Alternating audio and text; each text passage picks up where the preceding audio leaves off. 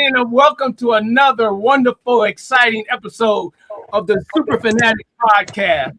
I'm your host, Ray Showdog Frisley, and tonight we got all the way across the pond, Robo Pete from the BFO. What's up, big dog? I can't hear you. Yes, sir. Yes, sir. Oh, someone can't hear us. Oh, no. Oh, no. Okay, and last but definitely not least, we got the man down from the, is it the Queen City? Cincinnati's the Queen City, right? Oh, you can't hear us? I don't know.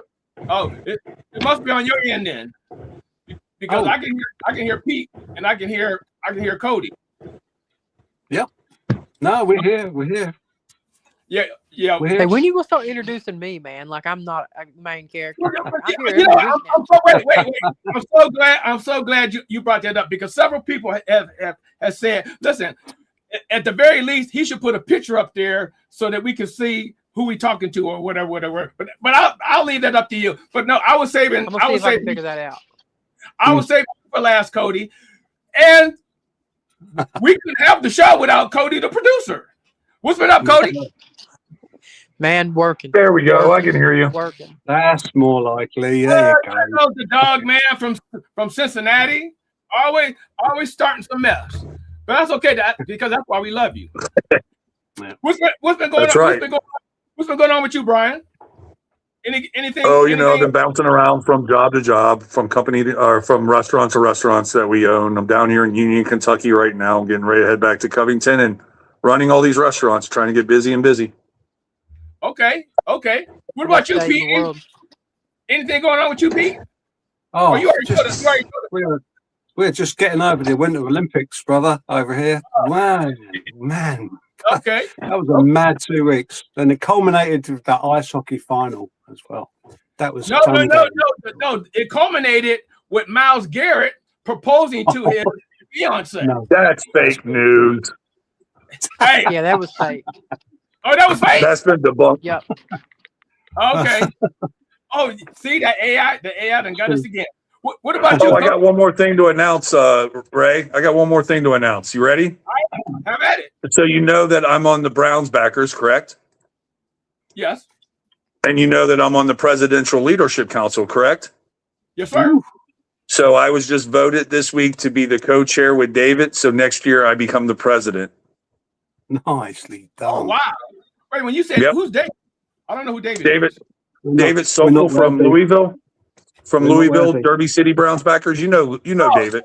Yeah. Okay. But he's stepping down or something? No, he takes over as the president this year. I become the vice president, the co-chair, and then next year I become it, and then we elect a vice chair. Got you. So I'm excited. Oh, bravo. Wow, yeah, absolutely. If you need someone from over the pond, then I got you. Global. What about you, Cody? You still planning for that wedding? Man, planning for a wedding, work like crazy. Finally getting over being sick. It's been a kind of a wild last 2 weeks. I feel like I haven't stopped, but tried to watch the combine a little bit today, and I have 2 monitors on my computer, and both of them I was using for work. So yeah, man, it's just been a little bit of a mess, but here we are. At least we can have some fun, talk about the Browns for an hour, because it's always fun to talk about the Browns when they're not playing any games. Well, you know what, Cody? Let's kick it off with some good news. I happened to go to the and the main reason I wanted to go to the signing yesterday was obviously I wanted to get something signed, but at the same time I wanted to see how Bernie was perceived by the crowd and how he looked and that whole kind of thing. So we got a little clip. To show you how well Bernie looked yesterday.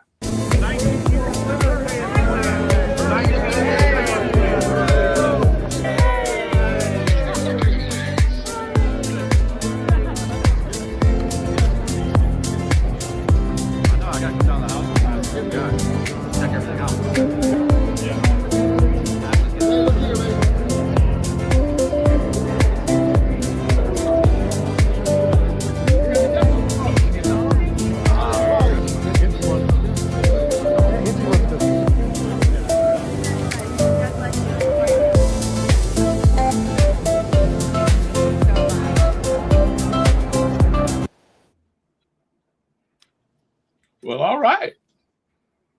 He does look good. Man, he looks good. That's Yeah, the he first thing I'll say there is, yeah, he looks good. Yeah, he Yeah. does look good. Yeah, and he just seemed bouncy and all about, just having fun and letting the fans appreciate him. It was it was a long day, but it was a good day.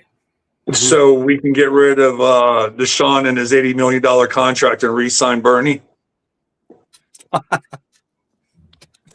Some tells me if we tried to get rid of Deshaun, go on, get him in. we would get a cap hit. That's all right. Because we owe him 80. That's okay. If we get Bernie back, we'll eat the 80. All right. Start a fans GoFundMe. Yes. We can do it. Hey, Cody, you ready? You ready to start the show? I'm ready, man. Let me try to remember what you wanted to talk about because, like I said, I've been scrambled a little bit because I'm gonna need help. Well, the thing is that do you have that Monken video or what he said about the quarterback room? Yes, I do. Ooh. Give me just a minute to get it pulled up. Take your time. We family up in here, so we're about to start gossiping and whatnot. Something like that. Always Browns stuff to talk about week on week. Even that's the off season. But this is the franchise. This is my team that keeps giving us gold. I tell you.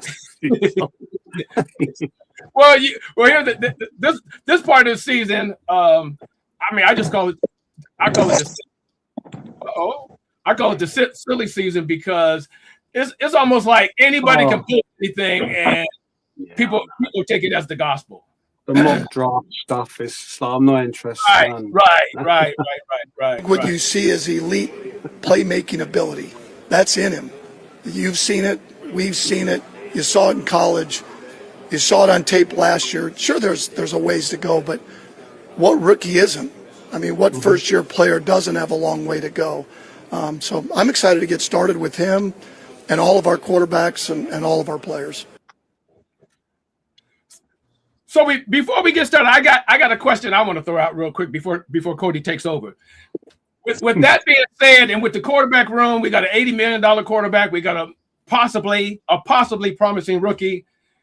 Does that signal that we're going to go out and get a guy like you talk about a hype train. Malik Willis has 3 starts, if that, and everybody's acting like he's the golden goose and that we have to get him. But I get it though because you got lazy journalism and it's so easy. It's so easy to dump on the Browns. I'm talking about the national media. So I get it from them to some extent. But you got, first of all, Deshaun on his bad days, I believe, would play rings around Malik Willis, in my opinion. But that's just my opinion. What's you guys' take on that? You are correct. The best quarterback in the building is Watson, hands down. I don't think we need to waste an early round draft pick on a quarterback. We don't need to do that. Well, no. Malik Willis is a free agent, which will be commanding $20 million plus a season, and he hasn't, in my opinion, he hasn't shown anything.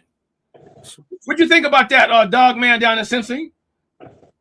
Well, this is the time of the year where people just go with a fake headline and just run with it. Kind of like Myles Garrett getting engaged. It's just people just take off with it and run. Somebody somewhere put up something that said, maybe Malik Willis is a great fit in Cleveland, and somebody took it and was like, hey, the Browns are looking for it. Like you said, it's lazy journalism. At the end of the day, we have 2 quarterbacks that are elite. I've lost my favor with Deshaun Watson. I really have. But at the end of the day, we're paying him $80 million next year. And if we cut him, it's a $131 million cap hit. So no matter what, if I'm running the business, if I've got the franchise, whatever else, I'm sorry, but Deshaun's my day one starter until you prove otherwise or you get injured again or whatever else. I'm keeping Deshaun Watson, or I'm keeping Shedeur Sanders, my number 2, and I'm giving him a lot of training camp thing because the one thing that frustrated me with training camp, with the times that I went up there to go see him practice, and he never practiced. He was listening to Joe Flacco. He was doing all this stuff, but I never saw him throw a ball or practice. He was playing with the threes, playing with the practice squad, and then we finally, in week 7 or whatever, we're going to go, oh, we're going to start him. And then we see the flash that he could do, and we see the plays that he can make. But I think if we give them an offensive line, which is what we're going to have to draft early, and if we give them wide receivers, which we're going to have to draft early, then I think that's going to be the home run that we need. I mean, I've seen reports of us being linked to Marvin Harrison Jr. and Chris Olave from New Orleans. Go out and get those two. Do something to bring in Marvin Harrison Jr. in here to play with him. Do something about drafting Makai Lemon or Jordan Tyson in the early round, or get an offensive tackle and try to go after Denzel Boston out of Washington. There's so many options that we need to do right now. Our focal point is not listening to somebody in the news media going, hey, let's go get Malik Willis. We don't need him. We don't want him. We're not going to pay the $20 million when we still got Shador under a rookie salary cap that he's going to come in the year. Like, we got him on the cheap on the 5th round option. Why are we entertaining a $20 million quarterback?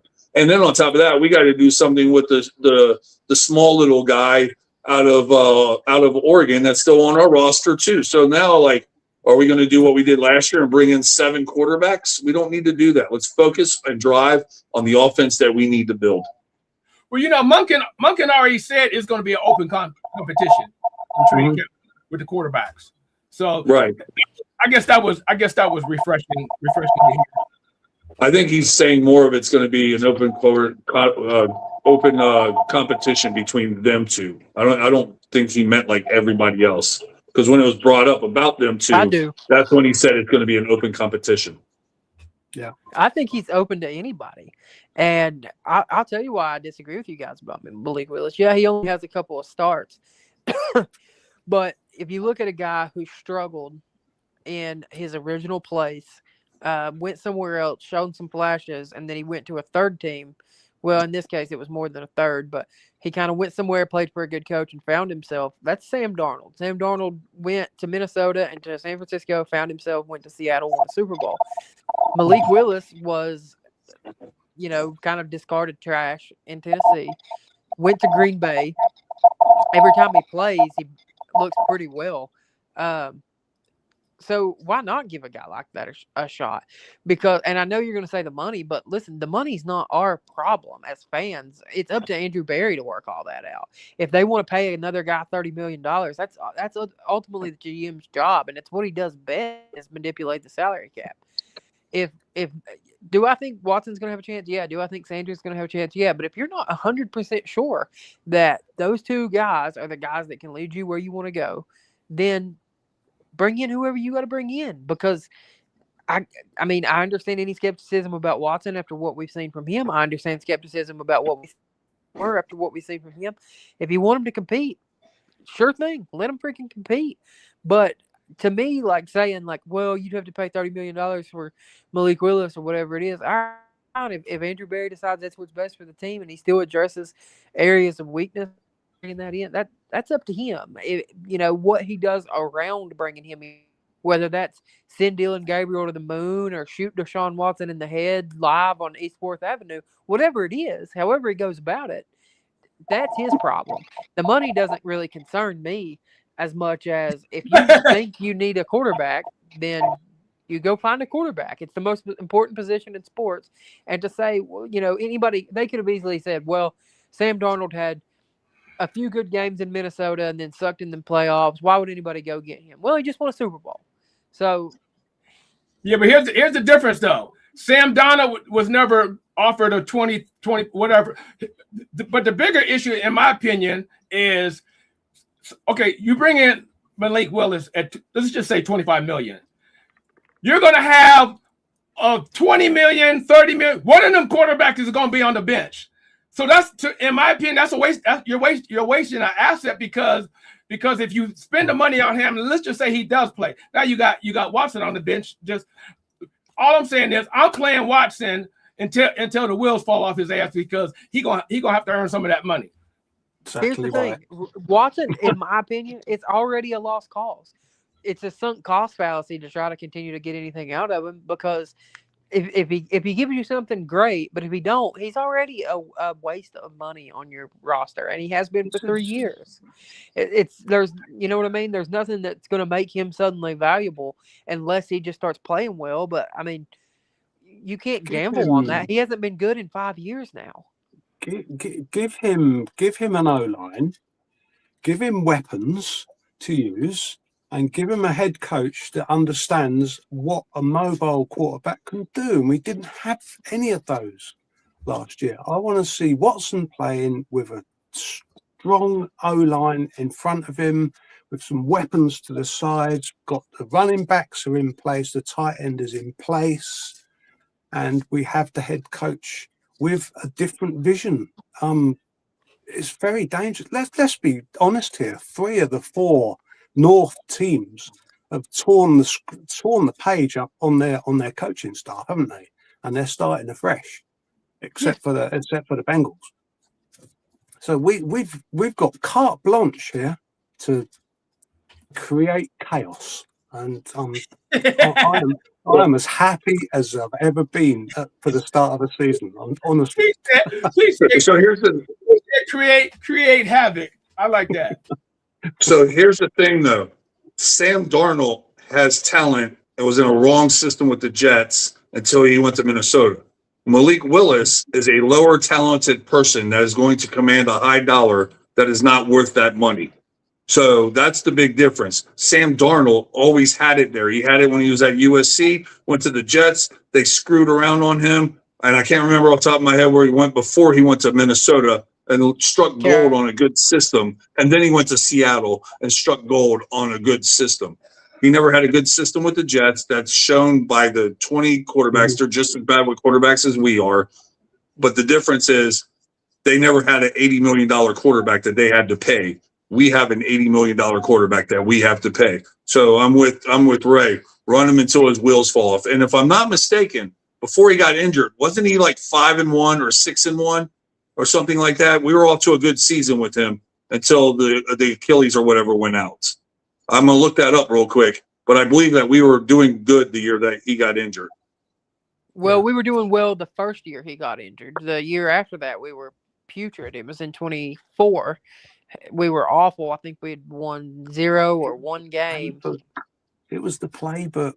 It was the playbook. And I do think that's certainly a possibility. But also, saying that Malik Willis isn't a talented quarterback, yeah, I get Sam Darnold was, number 2 or 3 overall. Malik Willis was a really talented guy that was considered raw and more of a project just because he went to a small school. The talent was not the issue.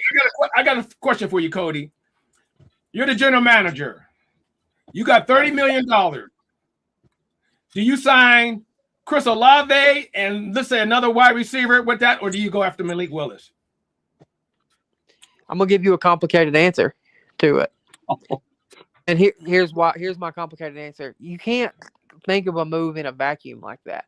What if you can get Malik Willis and trade for Chris Olave? What if you can get Malik Willis and trade for Marvin Harrison Jr.? I just think it's a waste. I just think it's a waste of an asset at this point. Only because we couldn't evaluate the quarterbacks that we had last year because of the weak offensive line and the wide receiver. If you're going to spend an extra 30 mil on a QB, then he's got to start. So where does that leave you? With a big headache. I don't.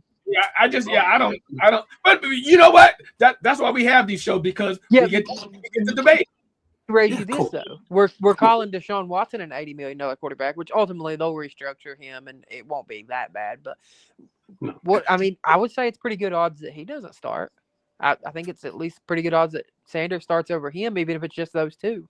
I think there's going to be a third quarterback in the mix, and it's not going to be the little feller. There's going to be somebody. It's going to be, whether that be Malik Willis, whether that be a late round draft pick. It's somebody. They're going to bring someone else in to come that spot. So, to me, so what do we do with Gabriel in the meantime? Is he toast? Is that done? Do they play football in China? Because we could send him there. Well, here's the thing. If I'm the GM, I'm coaching him up. I'm making him look like a $1 million brand new suit. because especially if we coach him up and showcase him during the preseason, maybe we could get a fifth, because we ain't getting a third or a fourth. I can already tell you that. But maybe we could get something out of it. That's what I wouldn't just let him go. I would, because here's the thing. We don't even know. He might even thrive with the offensive line and receivers too.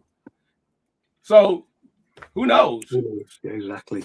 I will tell you this. I just looked it up. It's the 2023 season when we went to the playoffs. Deshaun Watson played 6 games. He was 5-1. PJ Walker was 1-2. Dorian Thomas was 1-2. I'm sorry.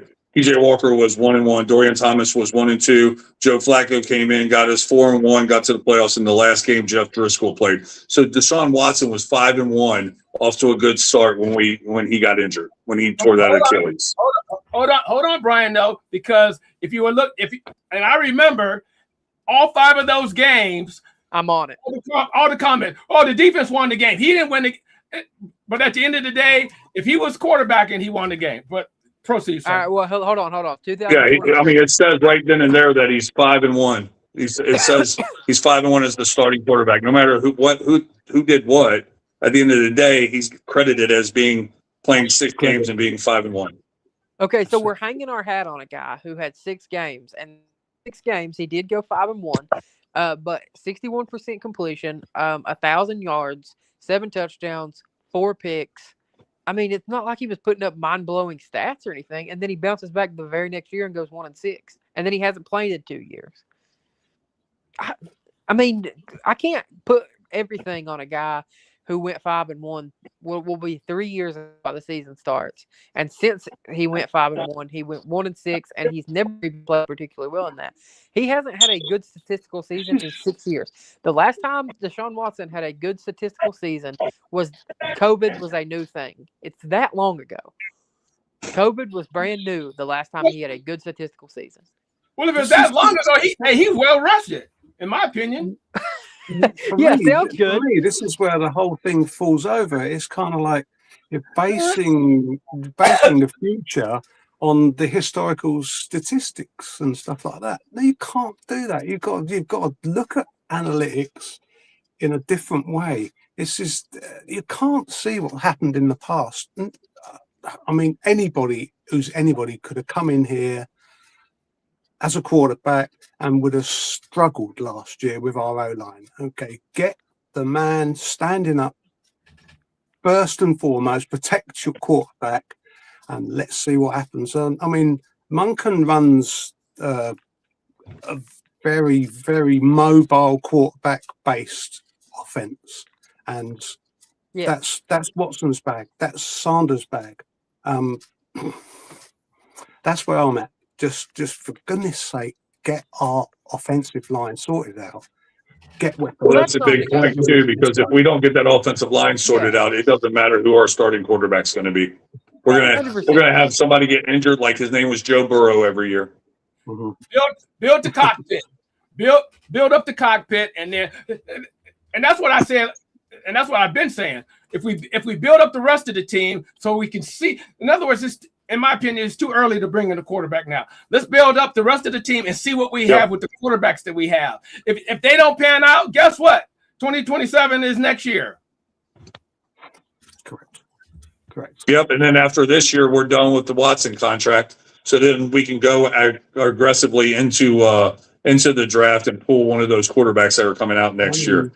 But right now, our problem is paying an $80 million quarterback and having a talent like Sanders sitting on the bench and having to pay Watson $80 million to see if he's going to perform this year or not.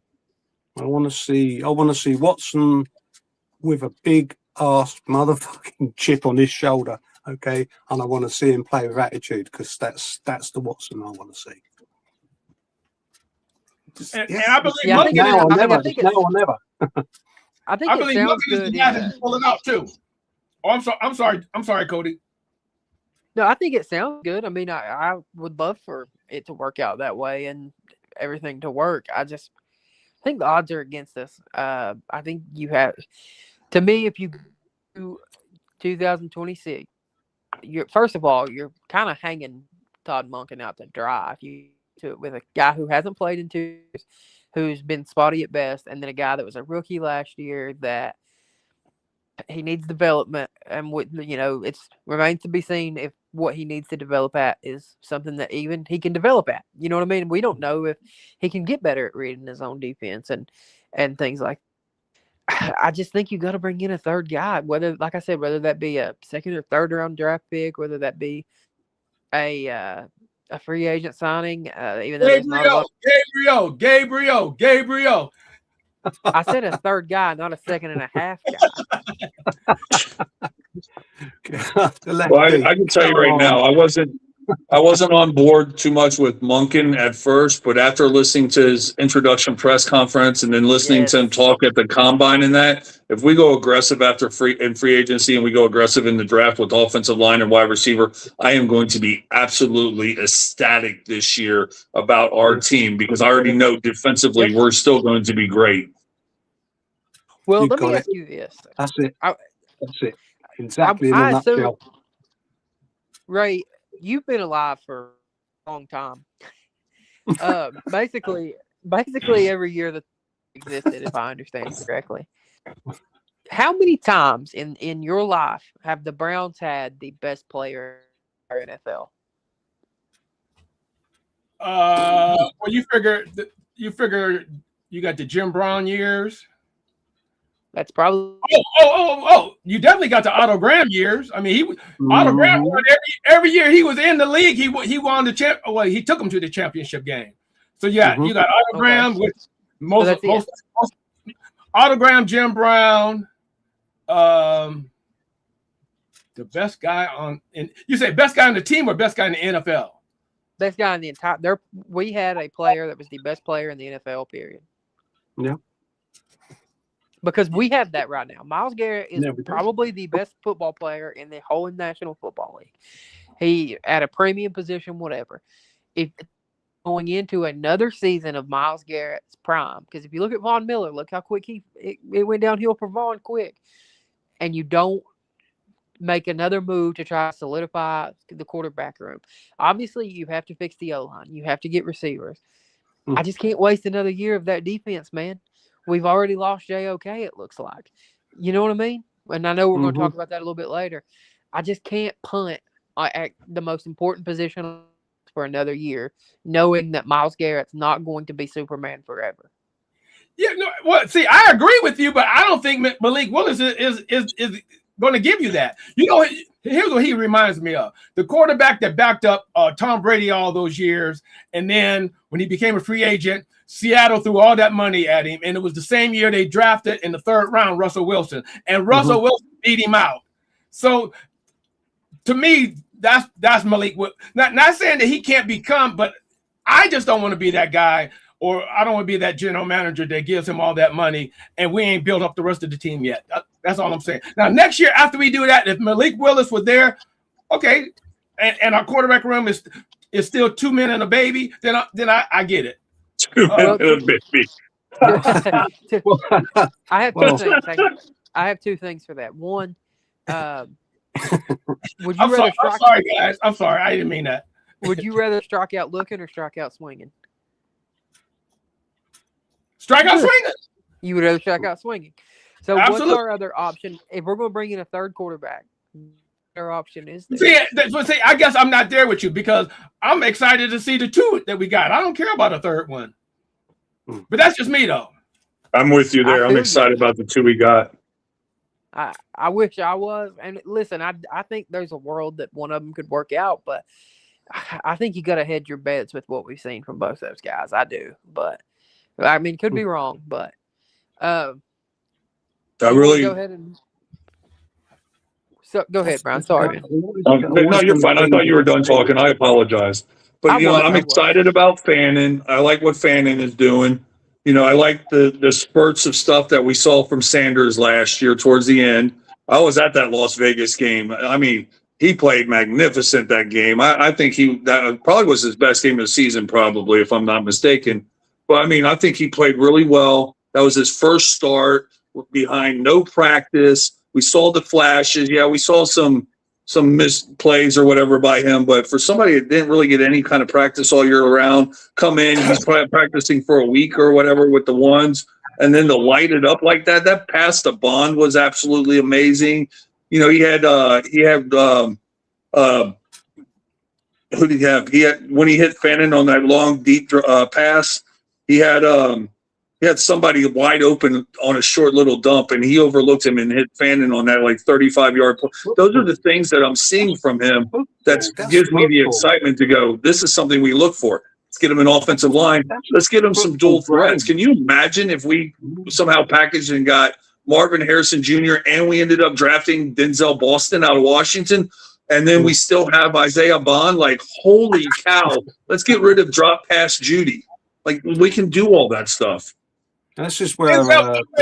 Njoku. This is where Njoku's sort of writing on the wall, in my opinion. They're not going to pay him, and that's the future. No, he's gone. He'll be gone. I know. Njoku's gone. And that's why. Yeah, that's part of the reason why. Sorry, guys. Arbel Reese just ran a 4.47 linebacker. God. There you go. Keep your eyes on this. Yeah. I can't wait for the Jets to ruin his career. Let me transition to another. This is kind of what we're talking about, so I'll transition with that. Scale of 1 to 10. How mad are you if we take a defensive player at 6 overall? Ray, I'll let you start. It depends on if it's the the only defensive guy that if I was even remotely thinking about it, the only defensive guy that I would take would be the kid from Ohio State. I wouldn't be mad at it, I should say. We have like 7. Which one? The safety, not the linebacker, the safety. Okay. Khalid Downs. Yep. Brian, 1 to 10. How mad are you if we take a defensive player at 6? I would be a little bit on the aggravated side. I'd probably be a 5. But then again, everybody last year went, what the Mason Graham? What? We need an off. And you see what Mason Graham did. So I don't know. I would let it play out and see how it worked first. I mean, he is a shutdown safety, and we definitely need one of those. So, yeah. I mean, can you imagine him with Grant Delpit next year? Pete, what do you think? Wow. I would not be upset at all. I mean, I'm looking at maybe someone like Reese, possibly. You're asking, would I be upset on a scale of 0 to 10 if we drafted defense at number 6? Yes. No, I would not be upset at all. I'm the same way. I'm firmly in the boat. You take the best player and figure it the hell out. If that means you have to go trade him or whatever, but if you got to get the best damn player, if you think that's the best player, and here's the thing: the Ravens have always done this. The Eagles do this. People overthink the draft so bad. Remember the year that Jalen Carter got in trouble for, I don't know, he went to Georgia, so I'm sure it was something to do with driving. And he was considered the number 1 overall pick, and he got in trouble, and he dropped to 10 in the draft, and the Eagles got him at 10, and the Eagles were already good. They pretty much won a Super Bowl with Jalen Carter. He absolutely annihilated Patrick Mahomes. The Ravens, Kyle Hamilton was dropping because they was like, oh, he ran a little bit of a slow 40, and he's a safety, and then Kyle Hamilton is a dominant football player. Like, sometimes you just have to quit overthinking shit and just take the best players. And so if it pops up and they say the Browns select Caleb Downs at 6 overall, I'm going to be like, you know what? If y'all think that, I mean, hey, maybe you can play some receiver. His brother plays receiver. Pretty good punt returner. Yeah. I totally agree with that. I mean, let's come back to reality. Out of the top 8 picks, I would have said 6 at least teams out of the top 8 will be looking offense. At least, so we can absolutely rinse it and get the best defensive at number 6. And I would not be upset with that at all. Hey, let's dial it back and come back to reality. We already know that Andrew Berry is the trade down king. Yep. So I agree. And here's the thing: If he could trade down a couple of picks and get a 2 next year and still get the lineman that he wants, I'm all for that too. But like you say, if he takes that guy, if he takes our guy at 6, the defensive guy, I'm okay with that too. But the reality of it, Andrew loves the value of a trade down. Loves it. He just loves it. Yeah, I can't blame him. And look. Come on, our draft last year was probably the best draft in 20 years, 2 decades. Yeah, exactly. Come on. Well, while we're on the topic of the draft, we've got 6 and 24. There's been people talking. I see George. Do we need a linebacker? Yeah, probably, because I don't think they're going to pay Devin Bush. And I don't think they should, because Jason Tarver has convinced consistently turned whoever we've signed into good linebackers. Devin Bush was a nobody. They threw him out to the trash. So, but anyway, we do need someone in there, linebacker. Come on, because I don't know if it's gonna go on to the JOK news, but we need to show that is no news. They just needed something to talk about. He's been done. Hmm. Well, here's the thing. After Mary Kay posted that, he posted as if he was not aware of that news. He said, "Did I miss something?" And he knew. You know what I mean? So we're not 100% sure of that. George also said, "Keep Bush here." I disagree. I think you can go out and find another guy that's kind of similar that, maybe hasn't worked out somewhere else. Jason Tarver's done a good job with developing linebackers. So anyway, we've got 6 and 24. There's been talk about Ty Simpson, who had a great start to the year and not a great finish to the year. Maybe in the second I would be interested, but 6 and 24. What are you guys thinking about those 2 picks? And I'll start with you, Brian. I'm thinking that we take the best offensive lineman or the best wide receiver that's available there. And then at 24, you take the best offensive lineman or the best wide receiver there. We definitely need a left tackle because we definitely don't have one. We haven't had one since Thomas retired. DeJuan Jones's natural position is right tackle, and we keep trying to put him in the left tackle. We're still paying on Jedrick Willis's contract, I think, this year. And that's crazy to me because he was terrible, but I thought he was going to be a great pick. So I think they need to do their due diligence, pick us up a left tackle early in the 6th if we don't trade down, and then or pick up one of the 2 quarterbacks, either Jordan Tyson or Malik Lemon out of USC. So let me ask you, Brian. At that 24th pick, are you? Because it sounds like you're picking need as opposed to best player. So if at 24 the best player is something that isn't one of our needs, you're still going to take needs over best player? It depends on who's available at that pick, honestly, because we don't know how the draft's going to go yet as far as what teams are picking. So, if we have the best player available that's not an offensive lineman or a wide receiver at that point, because they're all gone, then you take the best player available. But if the best player available at that point, 24, and you got Denzel Boston at Washington still sitting there, it's a no-brainer to take him because he's the best pick at that time. He'll probably be gone before 24, but he's the best pick, the best player available, and he fills a team need that we need at that time. As y'all can see, I'm pushing Monroe propaganda onto you guys right now. He's probably going to be available at 24, and I love it. All right, and then this is we always get hoodwinked, don't we? In the draft, we just didn't see that coming. Yeah, I know. So, Cody, is he a guard or a tackle? He's a left tackle. Okay. And where do they have him projected as going? Early in the year, I think they saw him as a like a second or a third, but he had a really good into the year, and he started floating up towards the back of the first round. And I've seen him mock to our pick a lot. Okay. It's important to remember that we hold the cards here. And it's worth noting he's only 6 and 24. That's just wow.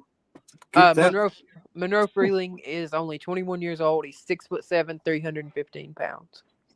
Wow, that's a big boy. I was looking to see if he worked out, but I don't know. Have the O-line been worked out yet in the combine, or is it just D-line? It looks like D-line and linebackers. Linebackers. Yeah, D-line and linebackers today. Okay, yeah, just a talented young dude. I'm a big fan of Monroe Freeling. But yeah, it's just wow.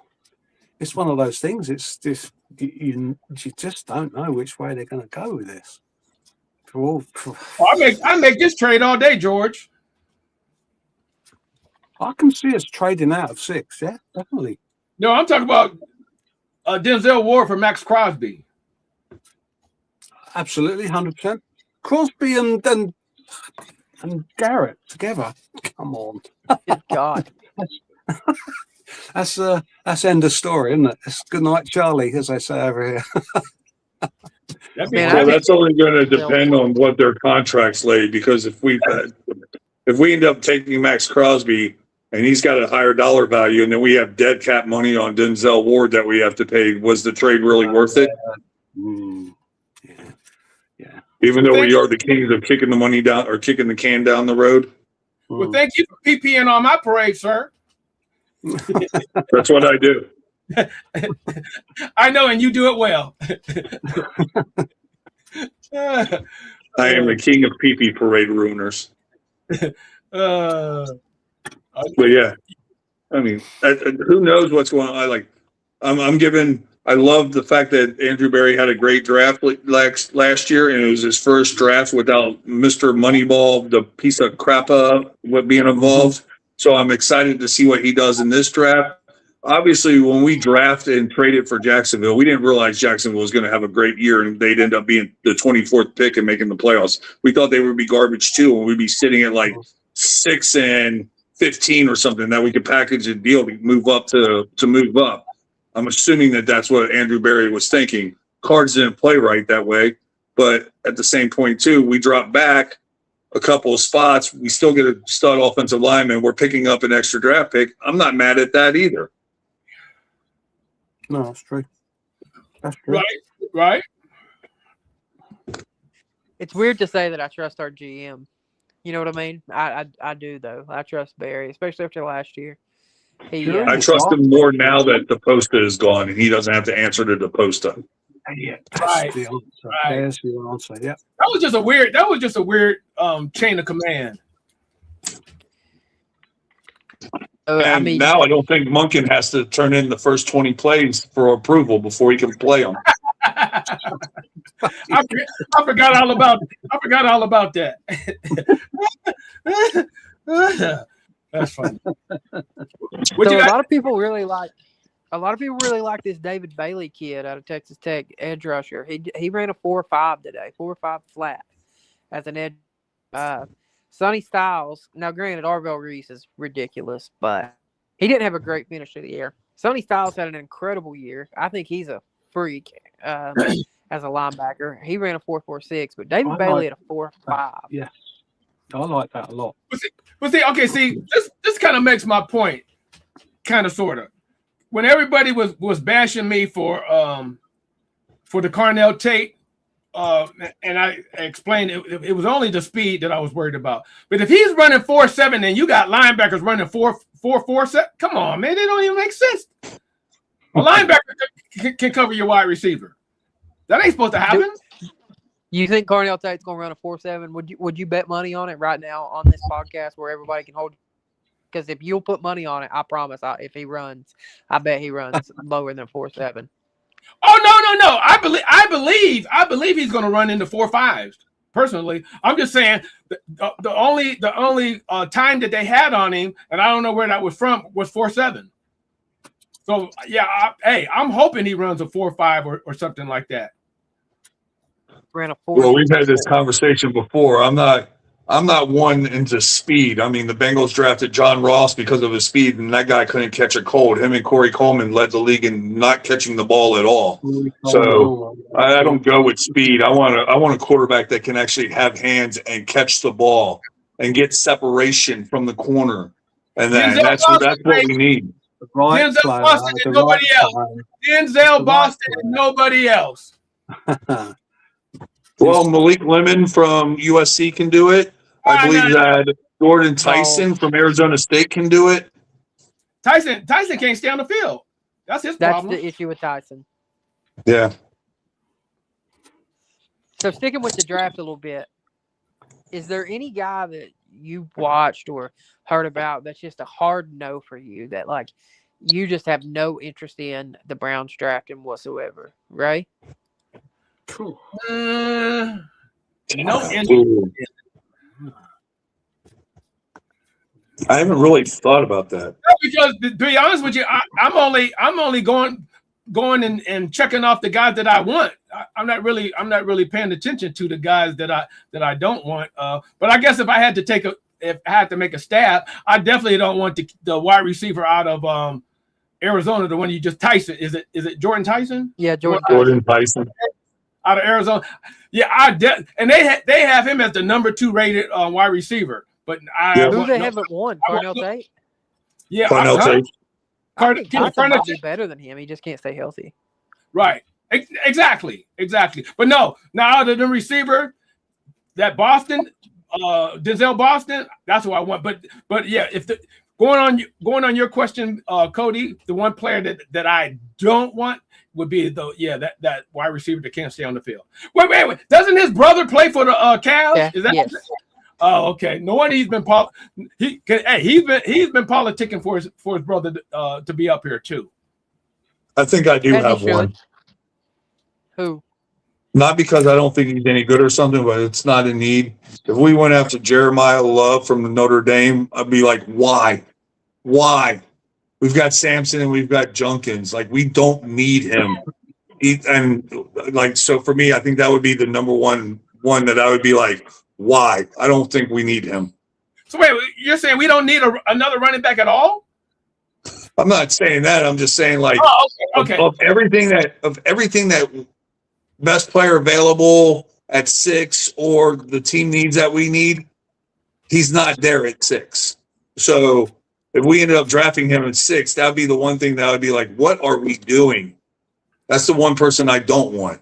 Now, if he's available like at 24 somehow and he slips and he's the best player available, like what you alluded to, Cody, then I think that the Browns may have to look at him. But at 6, I don't want him there. Pete, you got any? I don't. We do virtually zero college stuff over here. All I can say is 6 and 24, just best available.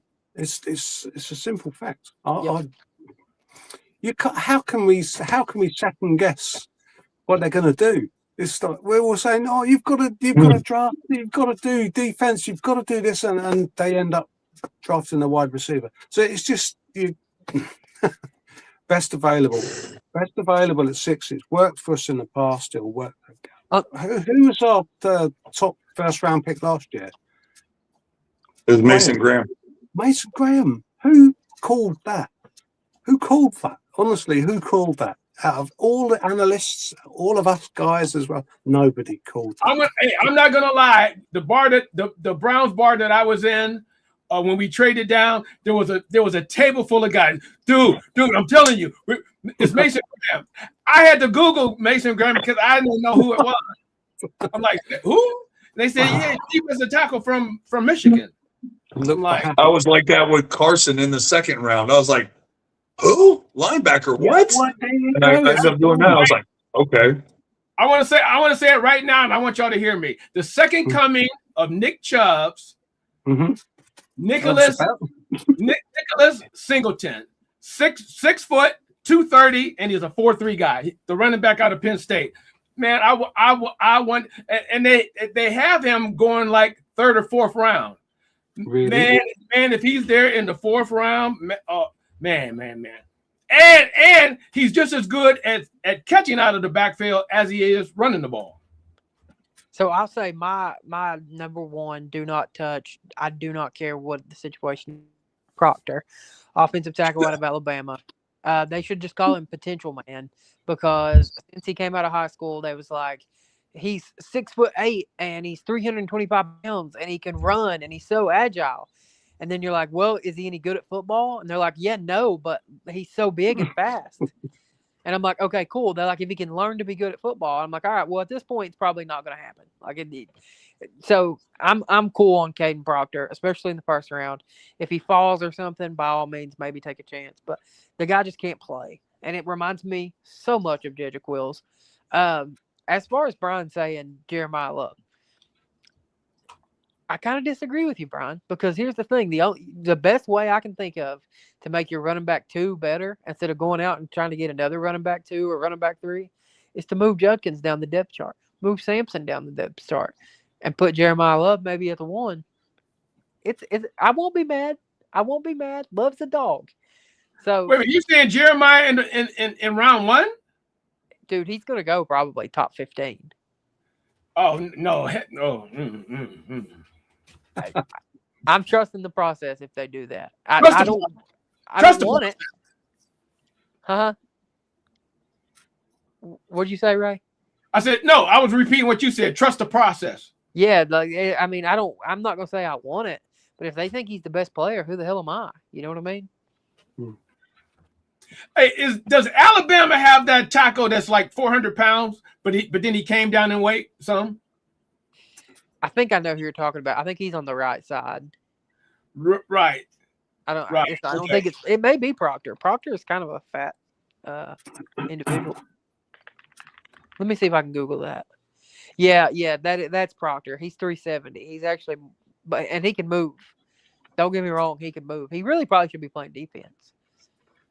But at the end of the day, he's 6'7", 366, which is cool. But he's not any good at football. What are they projecting him as, draft wise? Do they have what, second, third round grade or what? No, the first round, dude. He's potential man. I'm telling you, every step of his life, he's been potential man. They've been like, yeah, he's not any good, but he's got all the measurables. I think they're projecting him to go like 15 to 25. Yeah, they got him in the late first round. He may be there when we pick at 24. I don't want him. No, if you watch the film, Jedrick Wills was enough for me.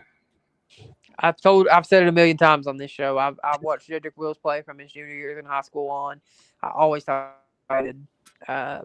he's just soft. Much as I love my Browns, and anybody who puts a Browns uniform on is my dude.